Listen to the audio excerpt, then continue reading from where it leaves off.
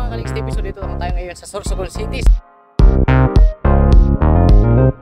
So dati sa mga vlog ko lang nakikita ito. So ngayon nakita ko sa personal.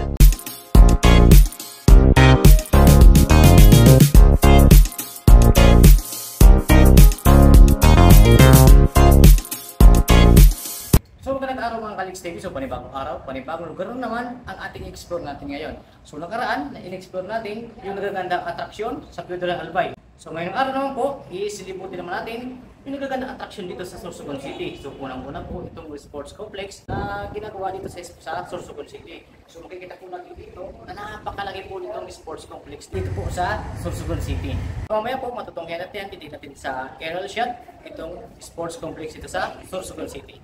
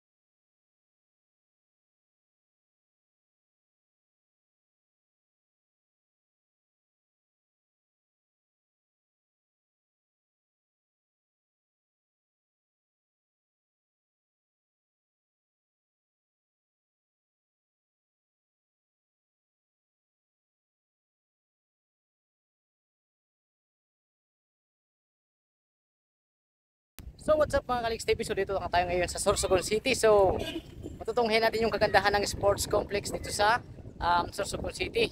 So dati sa mga vlog ko lang nakikita ito. So ngayon nakita ko siya sa personal. So grabe, napakalaki at napakaganda pala nitong ginawa nilang sports complex. So dito mas vibe na dito is makikita natin yung kaharap lang pala niya is yung elementary school. So dito mas vibe na dito is makikita naman natin yung highway na dito sa may harap ng sports complex. So grabe, napahanga ako ng sports complex dito sa Sorsogon City. Napakalaki talaga niya, sobra. So mamaya po titignan natin sa drone shot yan.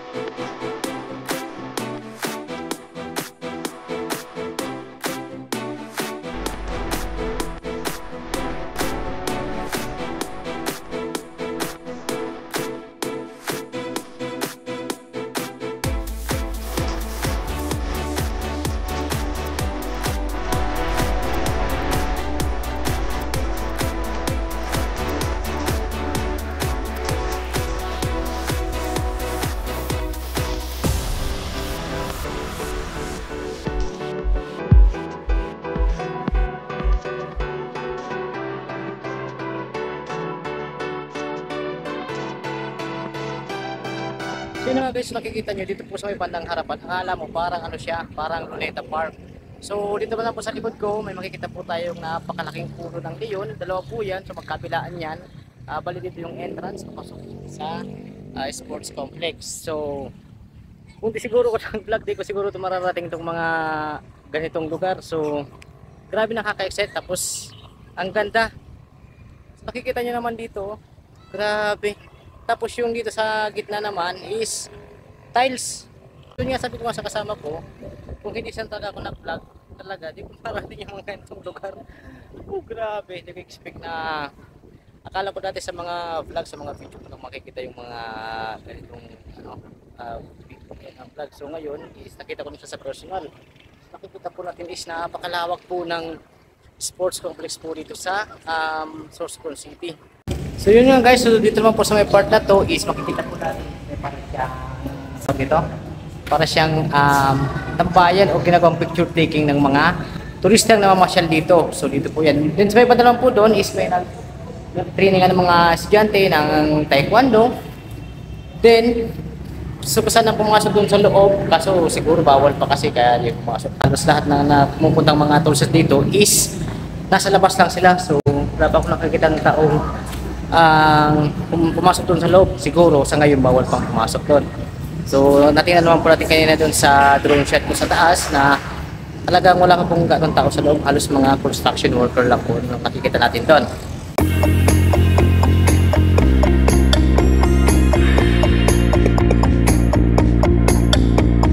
So dito naman po sa may bandang gilid, so makikita naman po natin yung Department of Education. Halos nasa harap lang siya ng sports complex dito po sa Sorsogon City. So doon naman po sa may bandang dulo is makikita naman din po is yung SM Sorsogon. So yun na nga guys, bali dito kami ngayon sa may part ng hallway.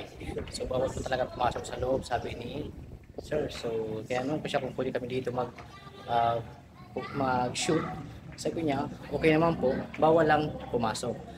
So kasi under construction pa po kasi yung sports complex dito. So talaga hindi pa po pwede talagang kuhanan ng video sa loob.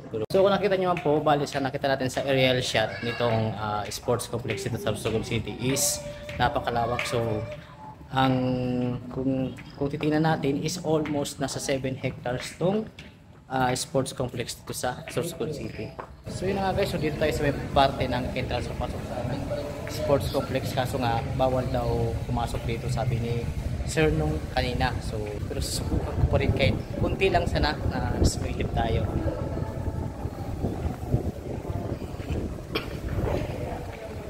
Uy! Hindi na ka mo.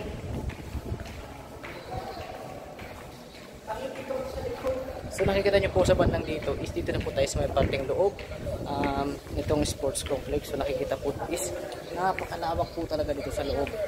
So nakikita naman po dyan is napakalawak po niya. So napakaganda pag natapos siguro to is talagang napakagandang ginagawa nilang sports complex dito.